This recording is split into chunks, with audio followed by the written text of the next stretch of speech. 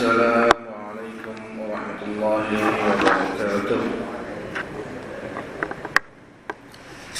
أعوذ بالله من الشيطان الرجيم.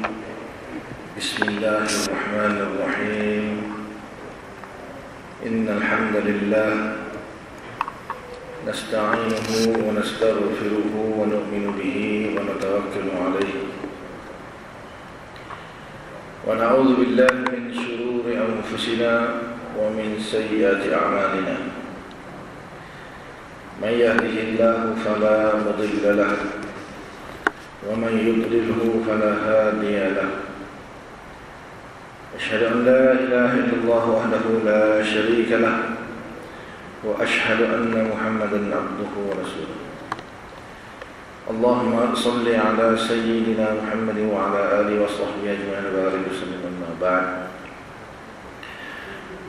بسم الله الرحمن الرحيم. والعصر إن الإنسان لفي خسر إلا الذين آمنوا وعملوا الصالحات وتواصوا بالحق وتواصوا بالصبر. صدق الله العظيم. وقال رسول الله صلى الله عليه وسلم: من سلك طريقا يلتمس فيه علما سهل الله له به طريقا إلى الجنة. وكما قال صلى الله عليه وسلم. Alhamdulillah, syukur kita kepada Allah Subhanahu wa taala kerana masih lagi diberi kesempatan untuk kita melaksanakan kewajipan kita solat fardu subuh secara berjemaah. Dan insya-Allah pagi ini kita sambung pengajian kita yang berkaitan dengan akidah Ahlussunnah wal Jamaah, pandukan kitab Syarah Matan Al-Barahin karangan Al-Imam Sanusi rahimahullahu taala. Dan sebelum kita mulakan sama-sama, kita buka dulu dengan bacaan kita Al-Fatihah.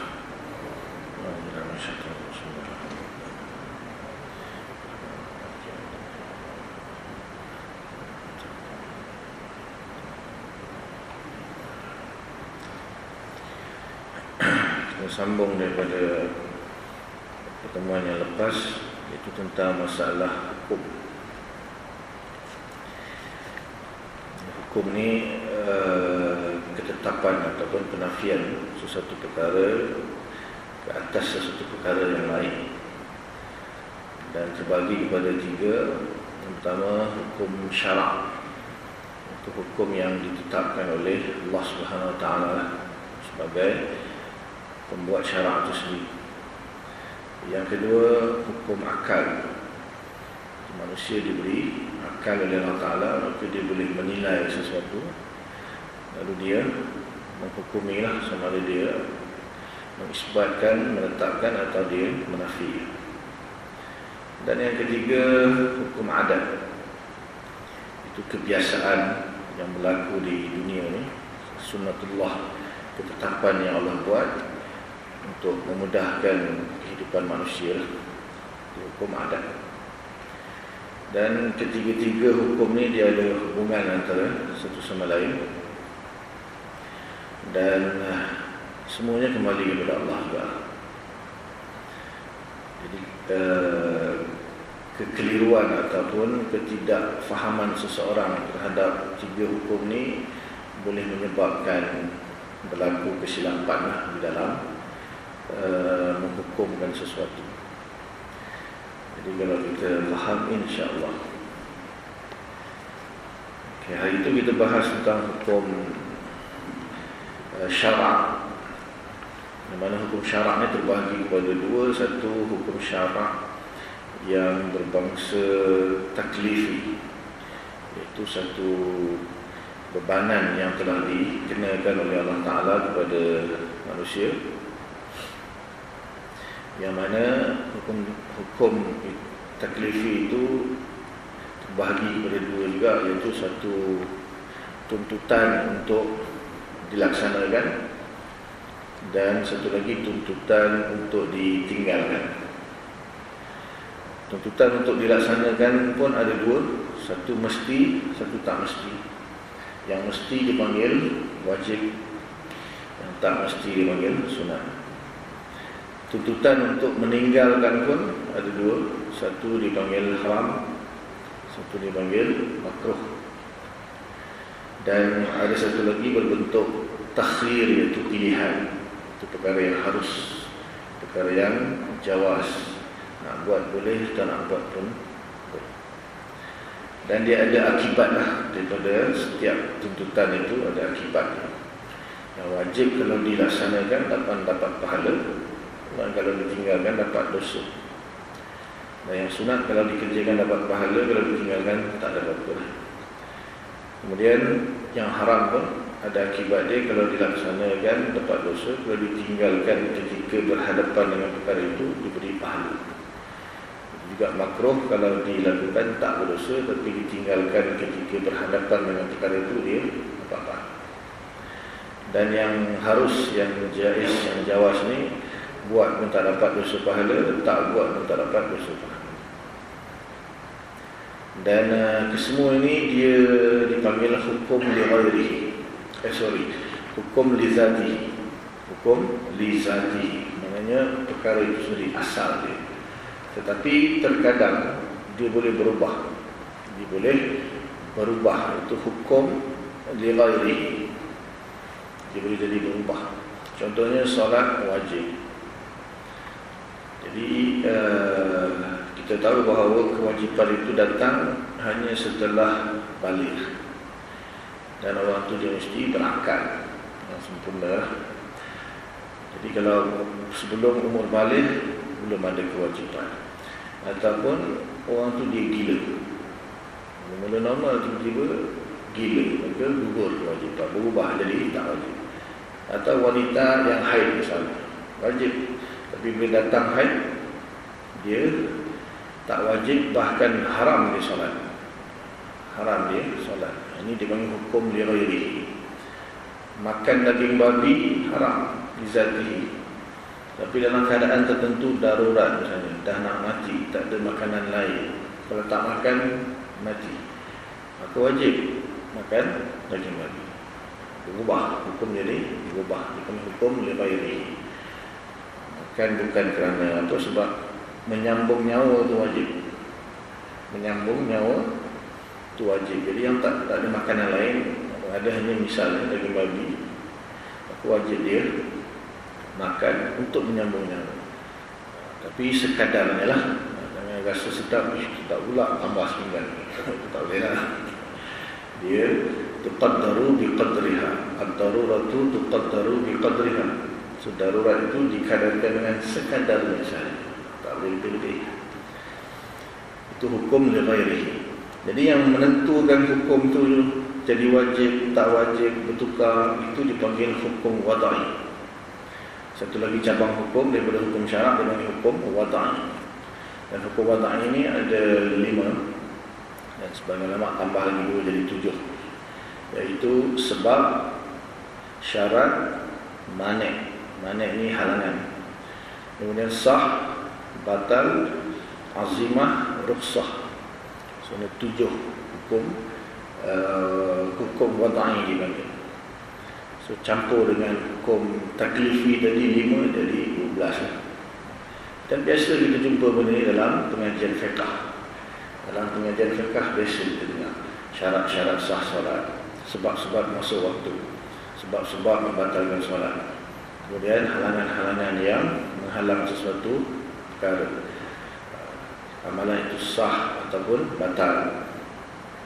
Dan ada keringanan-keringanan rukhsah, seperti orang yang musafir boleh menjamakkan solat, mengqasarkan solat dan sebagainya.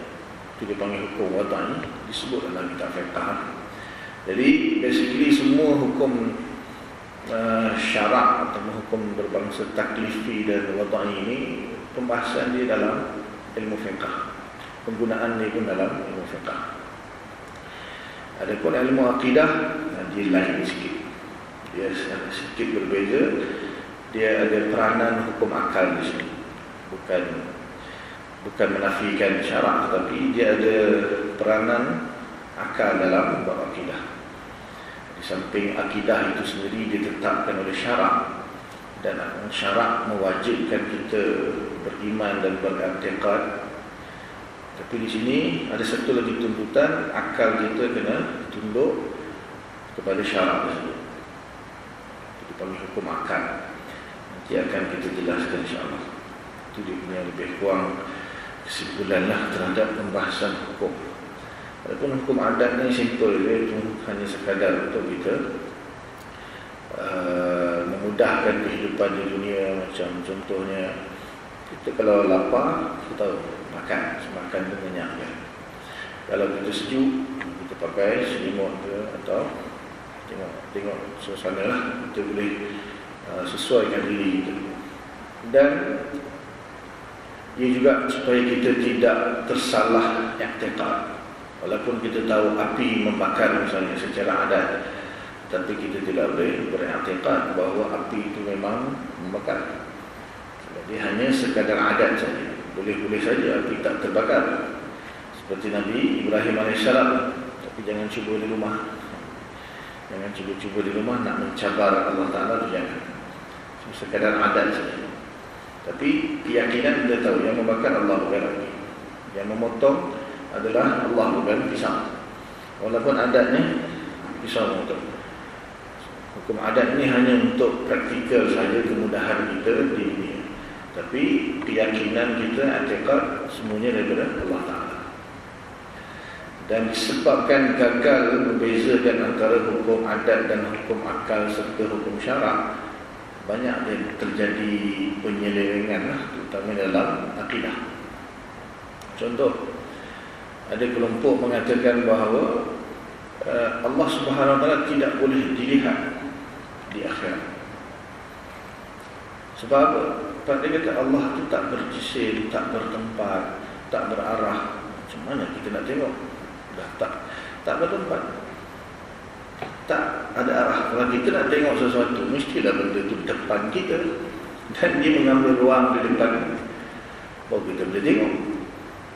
Dia okey, dari satu sudut dia kata Allah tak bertempat, tak berjisim, tak mengambil ruang, itu betul. Lepas tu dia nafikan pula. Satu itu Mu'tazilah tu.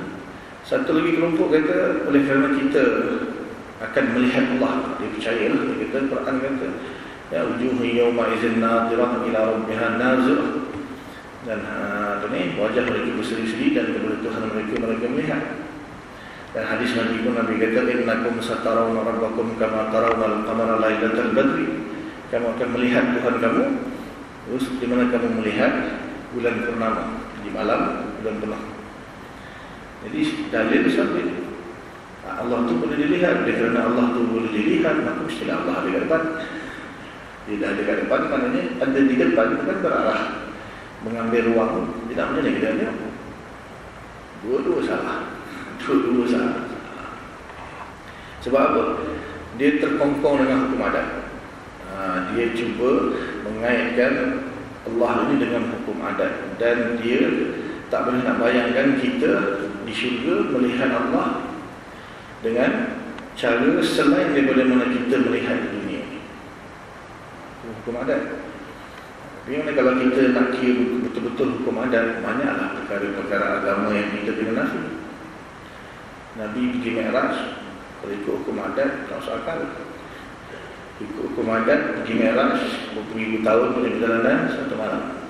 Tak sampai berapa jam pun, tak sampai berapa minit pun, tempat tidur Nabi pun masih panas kan. Dan kita di syurga makan banyak mana pun tak buang air. Macam mana tu? Kalau ikut hukum adat, dia takkan percaya. Dia takkan percaya. Bila dari pakai 70 lapis pakaian, gila apa, mati kepanasan 70 lapis pakaian. Di syurga nak makan teringat dia datang. Lepas makan dia campakkan tulang tu, dia digulung oleh walahmi tayrin mimma yashtahun dalam surah Waqiah. Dia akan nafikan. Kalau dia tak faham, tak nak bezakan antara hukum adat dan hukum akal dan hukum syarak. Itu ada kepentingan untuk mengetahui benda. So di situ sebab biasanya dalam awal-awal mukaddimah mana-mana pengajian akidah dibahas dulu tentang hukum supaya kita tahulah. Jadi kita jangan kata iya ke. Sebab menafikan Allah tak bertempat itu. Dia kata Allah tak bertempat. Ramai orang tak terima. Mana boleh benda yang wujud tak bertempat? Allah wujud, takkan tak bertempat. Itu masalah. Masalah apa? Adat dia di dunia, dia tengok semua benda berkembang.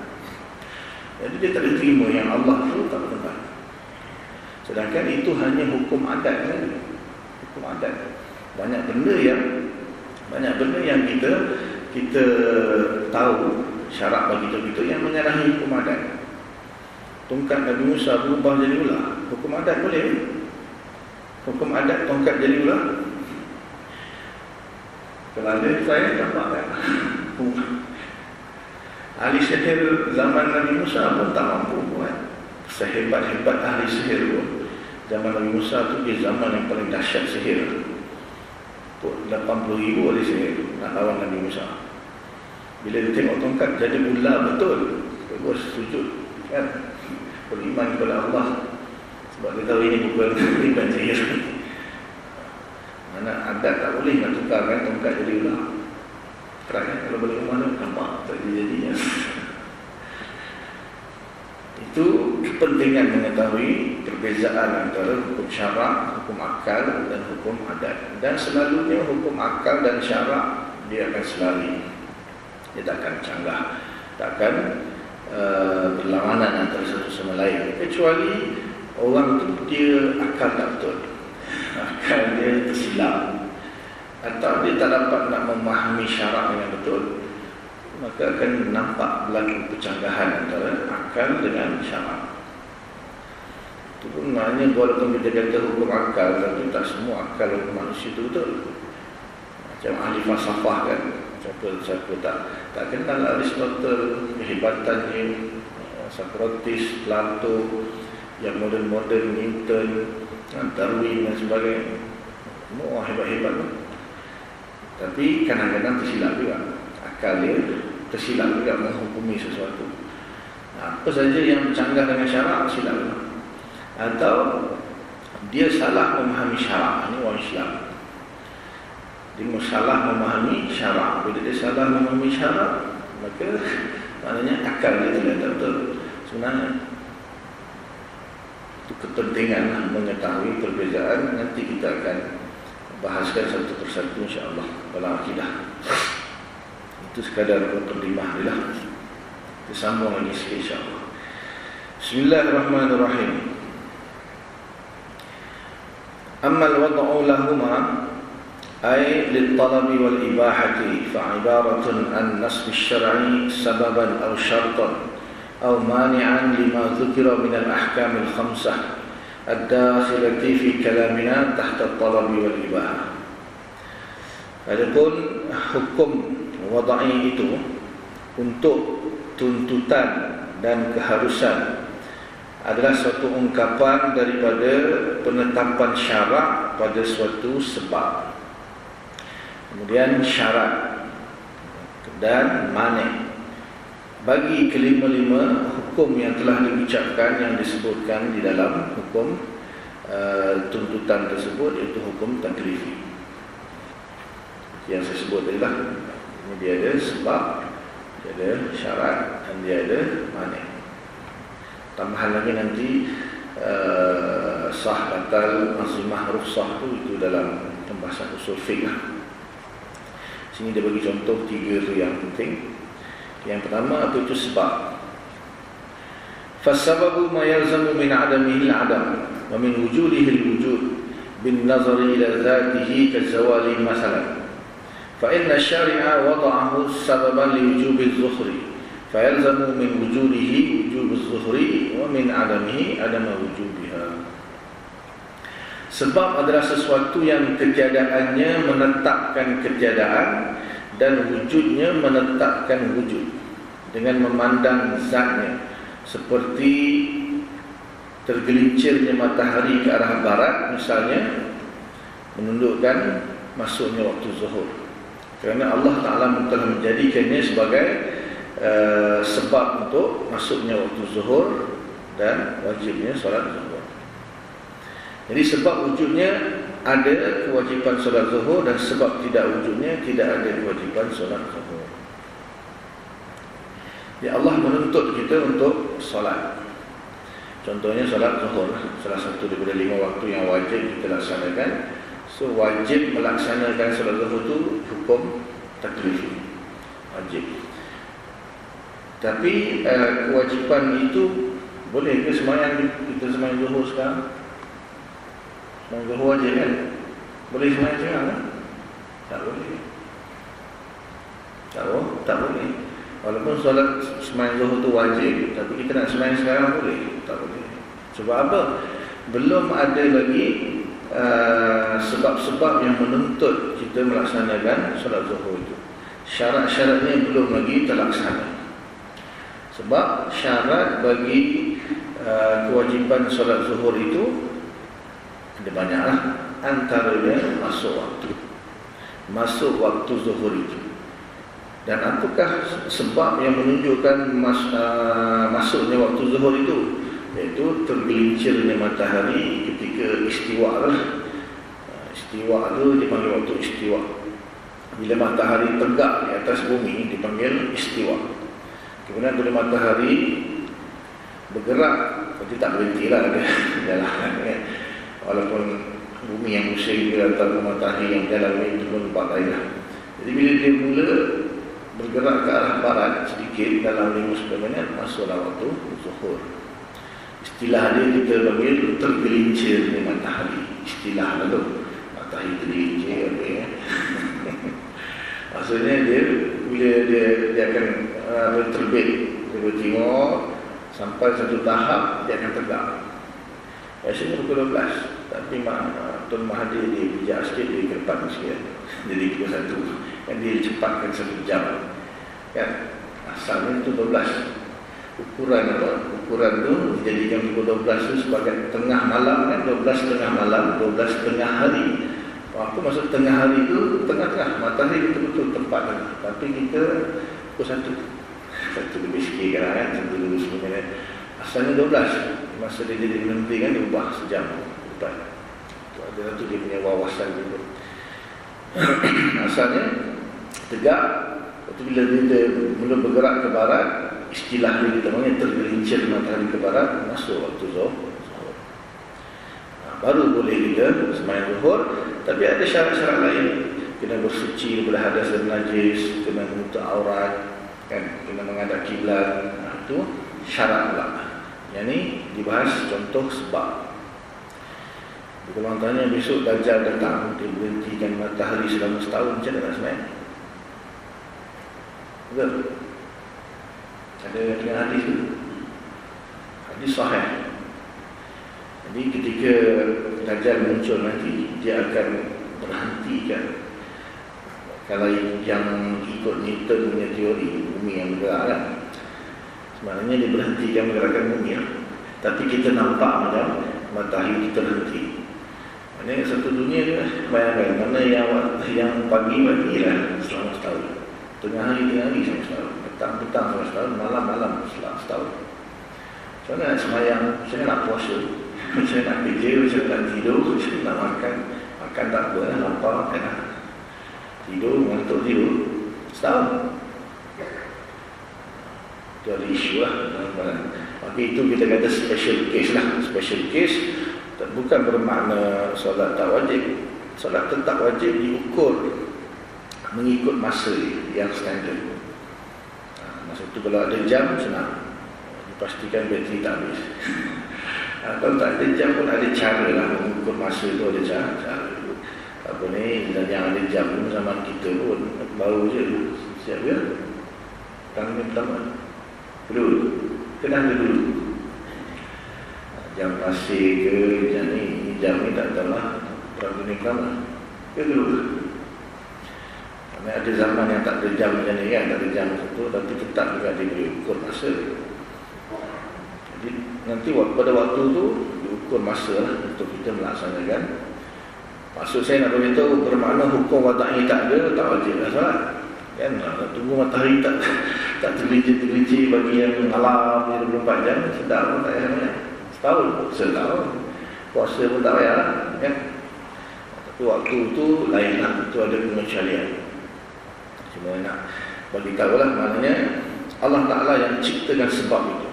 Sebab hukum wada'i ini di luar sebahagian daripada hukum wada'i itu di luar kemampuan manusia. Itu Allah yang menetapkan zuhur masuk waktu bila tergelincir matahari ke barat. Asar masuk waktu ketika bayang-bayang menjadi sama panjang dengan objek. Maghrib masuk bila matahari habis terbenam daripada ufuk barat. Isyak masuk waktu ketika hilangnya mega merah di langit di awan.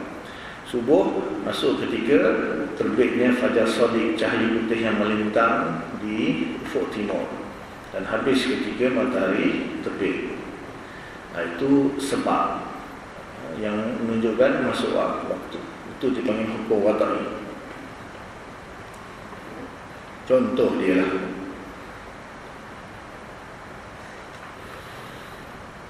Wa innama qulna bin nazari ila zatihi li'annahu qad la yalzamu min wujudis sabab wujudul musabbab li'urudi mani'in aw takhallufi syartin. Wa dhalika la yaqdahu fi tasmiyatis sababat li'annahu law nazara ila zatihi ma'a qat'in nazar an mujibit takhallufi lakana wujuduhu muqtadiyan li wujudil musabbab. Dan aku mengatakan bahawa dengan memandang pada zatnya, kerana terkadang wujudnya tidak memastikan wujudnya musabbab kerana adanya pencegah ataupun belum terpenuhinya syarat. Hal itu tidak menjadi cacat untuk penamaannya sebagai sebab, kerana bila dipandang zatnya tanpa memandang faktor yang membuatkan ia tidak terpenuhi syaratnya, nescaya wujudnya sebab memastikan wujudnya musabbab. Dalam sikit lah. So dia kata hukum sebab musabab ni, bila wujudnya sebab, wujudlah musabab. Musabab tu benda yang disebabkan lah. Jadi tergelincirnya matahari ke barat itu adalah sebab bagi masuknya waktu zuhur. Masuknya waktu zuhur tu musabab lah. Terbenamnya matahari itu adalah sebab. Musabab dia apa? Masuknya waktu maghrib. Tapi dia kata memandangkan kepada zatnya saja, maksudnya perkara itu saja. Sebab apa? Adakah bila terbenamnya matahari di ufuk barat, itu masuknya waktu maghrib, mewajibkan orang gila sembahyang? Tak. Dia hanya melihat kepada perkara itu secara umum, wajib sembahyang maghrib. Waktu maghrib dah masuk dan wajib sembahyang maghrib. Tetapi orang yang contohnya gila, belum balik, atau wanita yang haid, tak wajib lagi. Dia tak wajib. Ataupun orang yang belum bersuci, maka tak boleh sembahyang lagi. Dia hanya memandang kepada dia sahaja, maksudnya zat sebab itu saja. Waktu sudah wujudnya hukum. So selagi tak wujudnya sebab, tak wujud musabab. Maksudnya selagi tak terbenam matahari, belum masuk waktu maghrib. Tetapi kalau dah masuk waktu maghrib sekalipun, walaupun sudah wujud sebabnya, tetapi kewajipan itu boleh jadi dilihat kepada orang yang nak melakukannya mungkin belum lagi. Jadilah wanita yang haid ini tak boleh sembahyang. Walaupun dah wajib masuk, dah masuk waktu maghrib wajib sembahyang, tetapi wanita yang haid tak boleh sembahyang. Budak yang belum balik tak wajib sembahyang. Orang gila tak wajib sembahyang. Orang sakit tengok keadaan lah, dia wajib juga sebenarnya. Orang musafir mungkin dia boleh jamak takhir misalnya. Itu ada sebab-sebab lain. Cuma dilihat pada sebab itu sendiri sudah pun wujud hukum lah. Bila wujudnya sebab, wujudnya musabbab. Itu dia panggil muttarid. Yang muttarid. Dan kalau ternafinya sebab, ternafilah musabbab. Dipanggil munakis. Istilah dalam ilmu usul.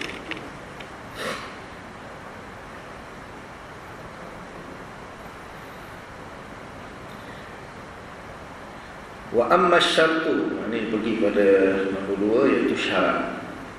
Wa amma syartu fahuwa ma yalzamu min adamihi al-adam wa la yalzamu min wujudihi wujudun wa la adamu li dhatihi. Wa misaluhu al-hawdu bin nisbati ila wujubi zakat fil aini wal mashiyah فإنه يلزم من عدم تمام الحول عدم وجوب الزكاة فيما ذكر ولا يلزم من وجود تمام الحول وجوب الزكاة ولا عدم وجوبها لتوقف وجوب الزكاة على الملك النصاب ملكا كاملا. Adapun syarat pula, yang kedua, hukum wadai yang kedua iaitu syarat. Adapun syarat ia adalah sesuatu yang ketiadaannya menetapkan ketiadaan hukum, namun wujudnya tidak menetapkan wujudnya hukum maupun ketiadaannya. Dengan memandang zatnya, seperti contohnya haul yang berkaitan dengan kewajipan zakat pada sesuatu benda ataupun haiwan. Dalam hal ini tidaklah wujud kesempurnaan haul iaitu setahun menetapkan tidak ada kewajipan zakat pada perkara tersebut, namun wujudnya kesempurnaan haul tidak menetapkan kewajipan membayar zakat ataupun tidak, kerana dia masih lagi bergantung kepada nisab, iaitu kadar kepemilikan sesuatu barang yang wajib dizakati. Ini bukan nak cerita zakat, nak cerita contoh syarat. Syarat ni dia sedikit berbeza dengan sebab. Sebab tadi kalau ada sebab adalah musabab, kalau tidak ada sebab tak ada musabab. Tapi kalau syarat, dia kalau tidak ada syarat tidak ada masyru'. Masyru' ni benda yang disyaratkan. Tapi kalau wujudnya syarat, belum tentu lagi wujudnya masyru'. Kalau sebab dia memang kedua-dua side dipakai. Ada sebab, ada musabab. Tak ada sebab, tak ada musabab. Ada makan, ada kenyang. Tak ada makan, tak ada kenyang. Jangan makan dengan sebab bagi kenyang. Ada makan, ada kenyang. Tak ada makan, tak ada kenyang. Itu contoh sebab. Tapi kalau syarat, dia hanya dari satu side saja, satu sebut saja. Tidak ada syarat, tidak ada masyru'. Tidak ada syarat, tidak ada masyru'. Tapi kalau ada syarat, belum tentu ada masyru'. Belum tentu ada masyru'. Contoh dia bagi, bila tidak cukup haul, belum sampai setahun kan, orang yang ada harta yang ditetapkan untuk dibayar zakat lah, contohnya emas, perak ke, ataupun simpanan, ataupun perniagaan, atau kambing, atau unta, atau lembu, atau sawah padi dan sebagainya. Selagi tak wujud haul, dalam sawah padi itu tak termasuk lah, dia tak kira haul, dia kira penuaian. Dalam emas perak sana, maka dia menuntut haul. Selagi tak cukup setahun, selagi itu tak wajib bayar zakat. Jadi syarat dia apa, kena tunggu setahun ataupun haul. Tetapi sekiranya berlalunya 1 tahun, wujudnya syarat itu kan dah wujud dah, dah cukup setahun, adakah wajib zakat? Belum tentu. Pasal apa? Dilihat lagi perkara lain. Cukup tak nisab dia. Kalau tak sampai 96 gram, tak wajib. Tak sampai kadar yang telah ditetapkan oleh syarat, masa dia hanya ada dalam 70 gram emas. Maka walaupun syarat untuk bayar zakat itu haul setahun dah wujud, tapi disebabkan syarat lain tak ada, iaitu tak cukup nisab dia, maka tak wajib. Sebab syarat dia berbeza sikit dengan sebab. Sebab tu dia walaupun dia wujud, belum tentu lagi wujudnya perkara yang disyaratkan itu. Boleh ya? Tak faham apa. Jangan salah faham sudah. Ini tambahan lah. Tapi sebenarnya logik dia, benda ni logik dia. Logik. Alamak contoh ni kita guna juga macam orang syarat-syarat nak masuk sekolah, syarat-syarat nak masuk universiti, ada syarat dia. So bila wujudnya syarat tu, adakah boleh masuk?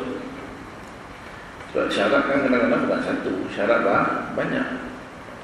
Saya nak masuk universiti, dia minta kelulusan dengan ini syarat masuk. Semua ada, tapi dia tengok alamak 80 tahun. Oh, tak boleh. Walaupun wujudnya salah satu syarat, belum tentu lagi mesti kena ada masyru'. Dia akan tengok benda lain lagi. Akan tengok perkara lain. Ataupun contohnya lah, cukuplah tu contoh banyak-banyak pun. Itu syarat. Satu lagi insya-Allah, yaitu mani'. Wa ammal mani'u fa huwa ma yazalu min wujudihi al-'adam wa la yazalu min 'adamihi wujudun wa la 'adamun li dhatihi. Misaluhu al-haid fa innahu yalzamu min wujudihi 'adamu wujubi shalah masalan wa la yazalu min 'adamihi wujubu shalah wa la 'adamu wujubiha litawaqqufi wujubiha 'ala asbabin akhar qad tahsulu 'inda 'adamil haid wa qad la tahsulu. Adapun mani' ini halangan, halangan. Sebab syarat mani' ini halangan adalah sesuatu yang wujudnya menetapkan ketiadaan hukum, namun ketiadaannya tidak menetapkan wujudnya hukum itu maupun ketiadaannya dengan memandang kepada zatnya, seperti contohnya haid. Sungguh pun wujudnya haid menetapkan tidak ada kewajipannya solat umpamanya, dan ketiadaannya tidak menetapkan wajib dan tidak wajibnya solat, sebab tergantung kewajiban solat pada sebab-sebab yang lain yang saat tidak adanya haid terkadang terpenuhi dan terkadang tidak terpenuhi. Mani' ini dia terbalik, berlawanan dengan syarat. Syarat tadi kalau tidak ada syarat maka tidak ada hukum, tidak ada masyru'. Tapi kalau ada syarat, belum tentu lagi ada. Boleh ada, boleh tak ada. Kalau mani' ni dia terbalik. Kalau ada mani', tak ada hukum. Ada mani', tak ada hukum.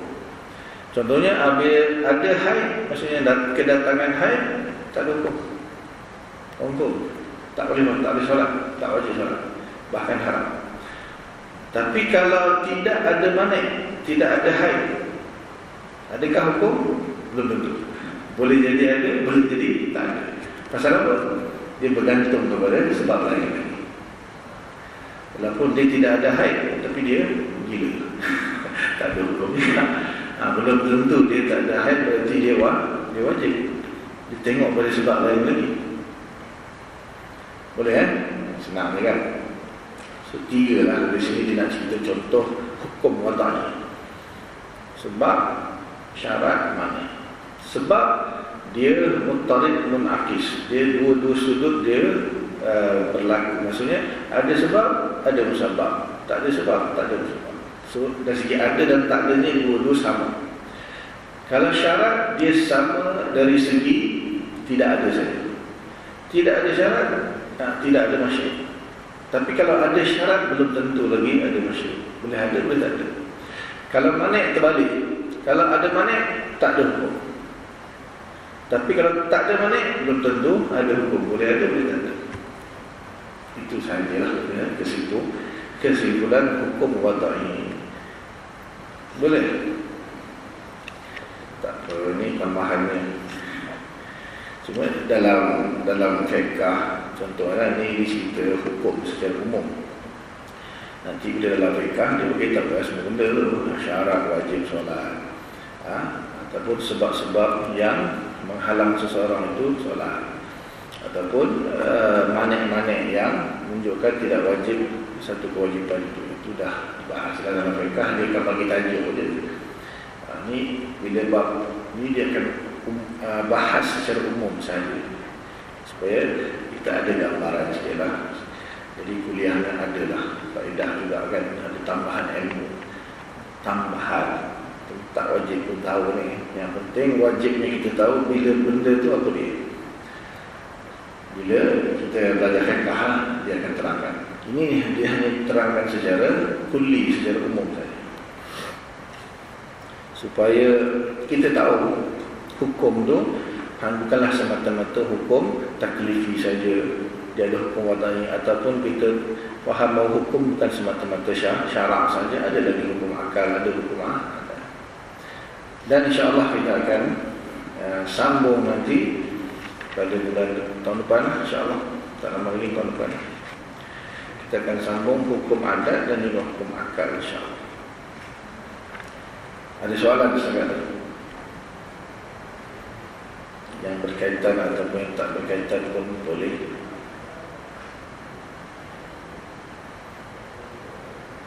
Ada?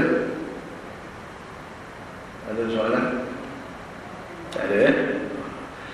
Tak apa, jadi setakat itu dulu. Apa yang baik daripada Allah Subhanahu Wa Taala, apa yang tak baik itu kelemahan saya lah. Minta ampun kepada Allah, minta maaf kepada semua muslimin muslimat. Mudah-mudahan Allah Taala bagi kita taufik untuk kita faham, amalkan dan sampaikan. Dan kita tangguh dulu majlis kita dengan kafarah majlis. Subhanallah bihamdika nasyhadu an la ilaha illa anta nastaghfiruka wa natubu ilaik. Subhana rabbika rabbil izzati amma yasifun. Wassalamu alal mursalin walhamdulillahi rabbil alamin. Assalamualaikum warahmatullahi wabarakatuh.